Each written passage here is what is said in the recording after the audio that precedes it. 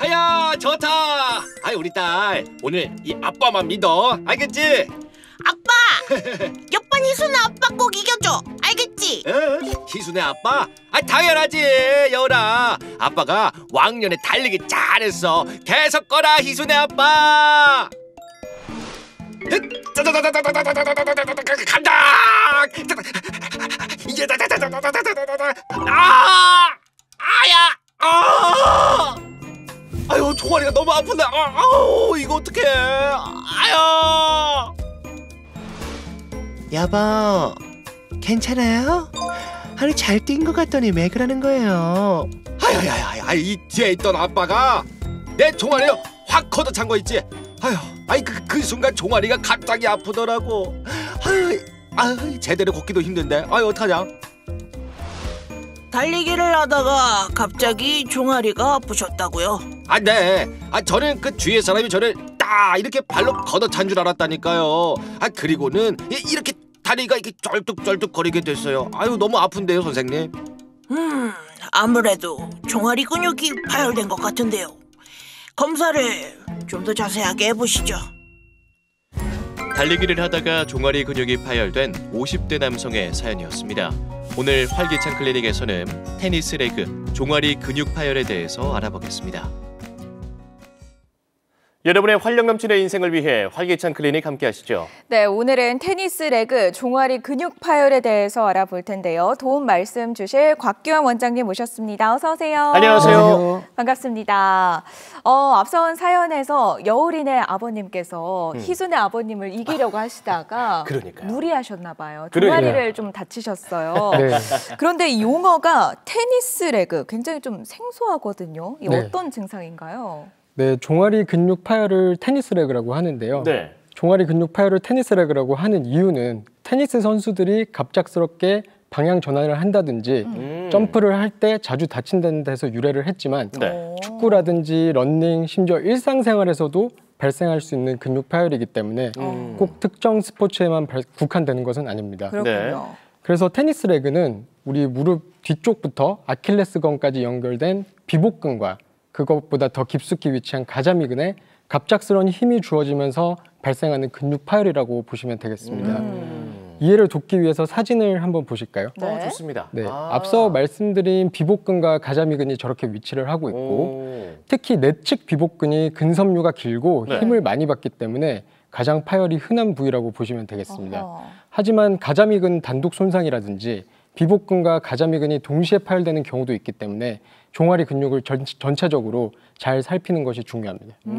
저도 이 비복근 들어본 적 있거든요. 뭐 걷거나 뛸 때 우리가 일상에서 좀 많이 쓰는 근육이라고 들었었는데 정확히 다치는 원인은 무엇입니까? 그냥 운동을 과하게 해서 다치는 걸까요?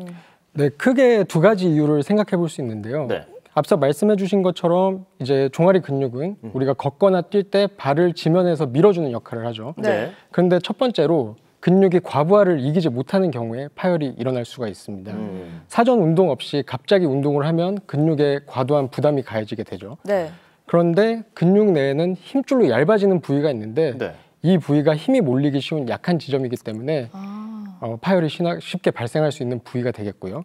두 번째로는 근피로와 유연성 부족 때문인데요. 네. 운동을 하다 보면 근육에 피로가 쌓이고 그러면 근육의 수축과 이완 능력이 떨어지게 되고 유연성이 떨어지기 때문에 갑작스럽게 수축하는 힘이라든지 스트레칭이 되는 힘이 주어졌을 때 네. 근육 파열의 가능성이 높아지는 거죠. 따라서 운동 전에 철저한 준비 운동과 평상시에 근력 운동, 유연성 운동을 해주셔야 부상 예방을 하실 수 있다고 보시면 되겠습니다. 그렇군요. 종아리에 이런 증상이 나타나면 상당히 불편할 것 같아요. 네. 이 종아리 우리 일상에서도 많이 쓰는 근육이잖아요. 네. 그렇다면 통증이 어떤 증상으로 나타나는지도 궁금한데요. 네, 종아리 근육이 파열되면 되게 갑작스러운 통증과 함께 근육이 뚝하고 그런 파열되는 느낌을 받으실 수가 있는데요. 실제로 파열되는 소리가 들리기도 합니다. 그래요? 네, 맞습니다. 그래서 특히 앞서 말씀드린 것처럼 내측 비복근이 파열되는 경우가 흔하기 때문에 네. 종아리 안쪽에 통증을 호소하는 경우가 많고요. 네. 통증의 양상은 종아리를 누가 발로 찬 것 같았다. 앞서 사연에서 보셨던 것처럼. 네네. 혹은 뭐 종아리를 공으로 맞춘 줄 알았다. 오. 이렇게 표현하시는 경우가 많으십니다. 네. 통증의 양상은 까치발을 들 때 더 네. 심해지는 양상이고요. 근육이 손상될 때 혈관이 같이 손상되는 경우가 많기 때문에 네. 붓기라든지 멍이 동반될 수 있다고 보시면 되겠습니다. 그렇군요. 그러면 이렇게 파열이 완전히 이렇게 찢어졌다는 걸 의미하는 겁니까? 네, 맞습니다. 아, 그렇군요. 그러면 저희가 이제 파열로 의심을 하고 병원에 갔습니다. 이제 병원에서 선생님께서 진단을 해주시잖아요. 네. 어떻게 진단이 이루어지죠? 네, 진단은 이제 신체 검사가 가장 기본적인 검사가 되겠죠. 네. 근육이 찢어진 부위를 눌러보면 굉장히 아픕니다. 아프죠? 아플 것 네. 같아요. 그리고 앞서 말씀드린 것처럼 네. 내측 비복근 파열이 흔하기 때문에 네. 종아리 안쪽 파열을 눌렀을 때 아픈 경우가 많고요. 어. 그리고 근육이 딱딱하게 경직이 일어나기도 하기 때문에 네. 딱딱하게 만져지는 경우도 많습니다. 어. 하지만 정확한 파열을 보기 위해선 영상학적 검사가 필수이겠죠. 엑스레이 검사 엑스레이. 같은 경우는 네. 골절을 보기 위한 검사이기 때문에 근육이 부어있는 정도는 볼 수가 있지만 네. 정확하게 근육 파열을 보실 수는 없습니다. 가장 정확한 검사는 MRI라고 생각하시면 되고요. 네. MRI는 근육이 어디서부터 어디까지 찢어졌는지 어느 깊이에서 찢어졌는지를 볼 수가 있기 때문에 네. 가장 정확하다고 보시면 되겠고 네. 특히 가자미근이라는 근육이 앞서 말씀드린 것처럼 좀 깊숙이 위치해 있기 때문에 네. 그 파열의 정도를 보기 위해서는 MRI가 적합한 경우가 있습니다. 그럼에도 불구하고 가장 선호되는 검사는 초음파인데요. 초음파요? 예. 초음파는 실시간으로 근육의 파열과 출혈 그리고 네. 붓기를 정확하게 볼 수가 있기 때문에 네. 선호되는 검사입니다. 사진 예시를 한번 보시면은요. 이렇게 초음파로 봤을 때 비복근과 가자미근 사이에 별표 표시된 까맣게 고여 있는 부분 보이시죠? 네, 네, 어두워요. 네, 저 부분이 근육이 찢어지면서 생긴 출혈이라고 보시면 되겠습니다. 아, 피가 지금 뭐 고여 있는 겁니까? 네, 맞습니다. 그렇군요. 네, 이렇게 확연하게 보이네요. 네. 이후에 또 초음파를 네. 살펴보면 저게 네. 없어진 게 확인이 되나요? 네, 맞습니다. 그 추적 검사로도 굉장히 용이한 검사인데요. 네. 이 같은 환자에서 몇 주 후에 오. 시행한 검사라고 보시면 되겠습니다. 네. 이렇게 까맣게 보이던 피가 많이 흡수된 것을 보실 수가 있는 거죠. 그렇네요. 네. 네. 그 더 나중에 검사를 해보면 저 피가 더 흡수되고 상처 조직으로 어떻게 변하는지까지 보실 수가 있습니다. 그렇군요. 이러한 장점으로 인해서 MRI에 비해서 비용도 적고 그리고 방사선 노출도 없고 실시간으로 출혈을 볼 수가 있기 때문에 초음파 검사가 종아리 근육 파열의 진단과 추적 검사에 많이 선호되는 검사라고 보시면 되겠습니다. 그렇군요. 사실 이렇게 종아리 근육이 파열되면 뭐 단순히 뭐 밖에 약을 바른다고 낫는 건 아니잖아요. 네. 어떤 또 치료를 받게 되는지도 궁금해요. 네, 종아리 근육 파열의 치료는 보통 비수술적인 방법으로 관리가 되는데요. 급성기에는 출혈과 붓기를 줄여주는 것이 가장 중요합니다. 그래서 냉찜질을 해주고 네. 그다음에 다리를 심장 높이보다 높이 올려주고 압박을 해주는 치료를 하고요. 근육의 사용을 최소화하기 위해서 부목을 대주고 네. 체중을 잘 이기지 못할 때에는 목발을 단기간 사용해 주는 것도 좋은 선택입니다. 그리고 나서 이제 최근에는 네. 또 그 치료를 더 깊숙이 한다고요. 네, 맞습니다. 그래서 이제 원래는 이제 나을 때까지 통증이 없어질 때까지 좀 기다리는 편이었는데 네. 최근에는 치료의 방침이 조금 더 공격적으로 바뀌었는데요. 근육의 출혈량이 많으면 혈액 내 찌꺼기가 그 근육의 콜라겐과 뒤엉켜서 상처 조직을 형성하는 경우가 많습니다. 이 상처 조직이 원래 조직보다 유연성이 떨어지고 강도도 떨어지기 때문에 재손상의 가능성이 더 크고 기능적 제한이 남을 가능성도 더 크다고 보시면 되겠습니다. 네. 네. 그래서 초음파로 보고 앞서 보신 바와 같이 이렇게 까맣게 피가 고여 있으면 주사기로 빼주고 유착을 방지해 줄 수 있는 약물을 뿌려주는 치료를 하게 됩니다. 그러면 이제 치료를 다 받고 나서는 어쨌든 뭐 재활 치료도 거의 필수적이잖아요. 네. 재활 치료는 좀 어떻게 진행됩니까? 네, 재활치료는 통증과 붓기가 좀 없어지기 시작하면 그때부터 재활치료를 하게 되는데요. 처음에는 유연성과 스트레칭 운동을 해주고요. 네. 맨몸으로 할 수 있는 근육의 길이 변화가 없는 등척성 운동이라는 걸 해줍니다. 등척성 운동의 예시를 한번 보시겠습니다. 네.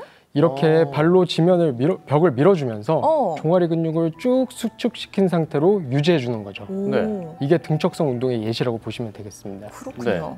네, 그리고 나서 괜찮으면 이제 체중을 조금 싣고 하는 이런 근력 운동을 하게 되는데요. 이게 보기에는 정말 이렇게 쉬운 자세인데 네. 이제 이렇게 환자분들은 저 동작도 어렵다고 느끼시는 거잖아요. 맞습니다. 그렇죠. 처음에는 이제 근육의 가동 범위도 짧고 그리고 통증도 있기 때문에 상당히 어렵고요. 네. 영상에서는 지금 한 발로 하고 있긴 하지만 네. 처음에는 두 발로 진행하셔도 괜찮습니다. 네. 저렇게 계단 위에 올라가서 종아리로 쭉 내려줬다가 다시 네. 쭉 올려줬다가 천천히 내려주는 이런 운동을 해주는 겁니다. 보통 뭐 환자마다 다르겠지만 회복까지는 보통 뭐 어느 정도 걸립니까? 회복까지는 젊은 층의 경우는 2에서 6주 정도 2에서 6주. 예상하시면 될 것 같고 네. 노년층의 경우에는 8주 이상 시간이 소요될 수가 있다고 보시면 되겠습니다. 그렇군요. 네. 그러면 뭐 파열의 경도에 따라서 수술까지도 진행되는 경우도 있을까요? 수술적 치료는 보통 흔하게 시행되는 경우는 거의 없고요. 네.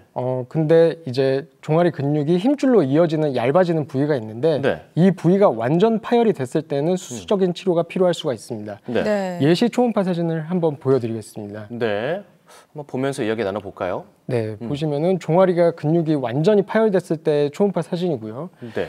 이렇게 완전히 파열되면 제자리에서 근육이 벗어나서 수축을 하면서 위로 당겨지게 되고요. 네. 앞서 보신 그 까맣게 벌어진 피로 차 있는 부위가 저렇게 넓어지게 보이게 되는 거죠. 네. 이런 검은색 경우에- 부분. 맞습니다. 네. 가운데. 네. 네.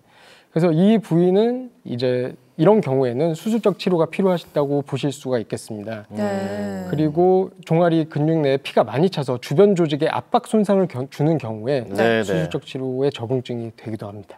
수술까지도 하는군요. 네. 앞서 또 나이에 따라서 회복 기간이 다르다라는 말씀해 주셨는데 세대별로 좀 어떻게 관리하면 좋을지도 추가적으로 이야기 남겨주시죠. 네, 젊은 층의 경우에는 근육 재생 능력이 빠르기 때문에 앞서 말씀드린 것처럼 2에서 6주 정도면 통상적으로 기능이나 통증도 많이 줄어들게 되고 기능의 네. 개선을 보이고 네.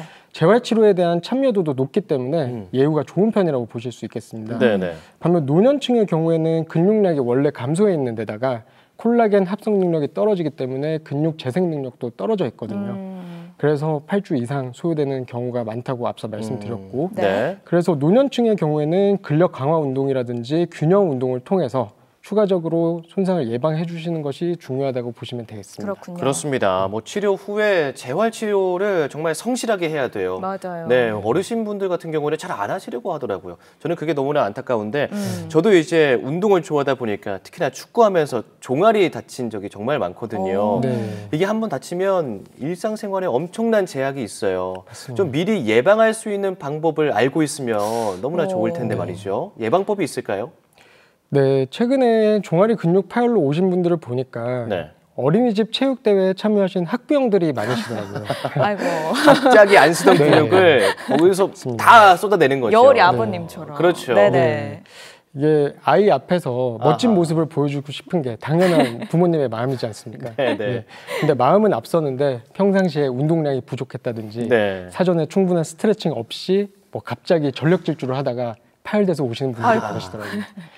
그래서 가장 최선의 예방법은 충분한 사전 스트레칭과 네. 준비 운동이라고 준비 보시면 운동. 되겠는데요. 네. 그래서 제가 오늘 간단하게 운동 전에 할 수 있는 스트레칭 방법을 보여드리도록 하겠습니다. 이거 어. 시청자분들께서도 다 숙지하고 계셔야 돼요. 네네. 네. 네, 이렇게 벽을 이용해서 간단하게 할 수 있는 운동 스트레칭이고요. 쉽네요. 네, 이렇게 오. 다리를 쭉 뒤로 빼서 무릎을 펴주면서 네. 종아리 근육을 쭉 늘려주는 겁니다. 간단하네요. 오. 네, 맞습니다. 네. 이때 중요한 것은 네. 무릎을 펴고 스트레칭을 해주면 앞서 말씀드린 종아리 근육 중에 비복근이 스트레칭 된다고 보시면 되고요. 네. 다음 영상을 한번 보실까요? 네. 요건 구부리고 있네요. 네, 무릎을 구부리고 스트레칭을 했는데 네. 무릎을 구부리고 스트레칭을 하면 가자미근이 스트레칭이 된다고 보시면 되십니다. 더 깊숙한 부분이. 맞습니다. 네, 좋습니다. 네, 그래서 종아리를 스트레칭을 해줄 때는 무릎을 굽혔을 때, 폈을 때 네. 둘 다 해주셔야 골고루 스트레칭이 된다고 보시면 되겠습니다. 이어서 또 앉아서 하는 스트레칭도 알려주신다고요? 네, 그리고 종아리 근력 강화 운동을 해줬을 때 갑작스러운 힘이 주어졌을 때 이 손상의 가능성이 떨어지겠죠. 그래서 제가 오늘 앉아서 할 수 있는 간단한 운동을 시연해 볼까 하는데요. 너무 네네네. 감사합니다. 네, 그냥 앉은 상태에서 하는 정말 간단한 운동인데 네. 앉은 상태에서 발 뒤꿈치를 쭉 들었다가 천천히 내려주는 이런 운동을 하는 겁니다. 이때 무릎을 누르면서 진행을 해주면 더 저항이 걸리니까 네. 강도 있는 운동이 되겠죠. 이런 식으로 이게 도움이 되나요?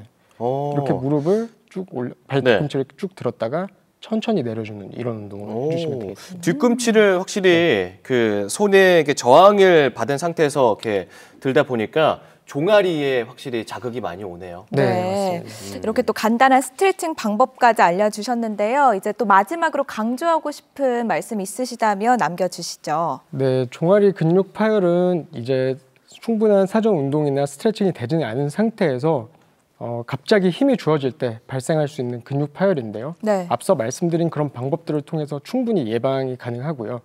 스포츠 활동을 즐기실 때는 항상 몸이 보내는 신호를 유의 깊게 들어주시고 무리한 운동 습관을 피하셔서 항상 건강하고 즐거운 스포츠 생활을 영위하시길 바라겠습니다. 네, 말씀 고맙습니다. 오늘 활기찬 클리닉 시간에서는요, 테니스 레그에 대해서 이야기 나눠봤고요. 도움 말씀 주신 곽규환 원장님 고맙습니다. 고맙습니다. 감사합니다.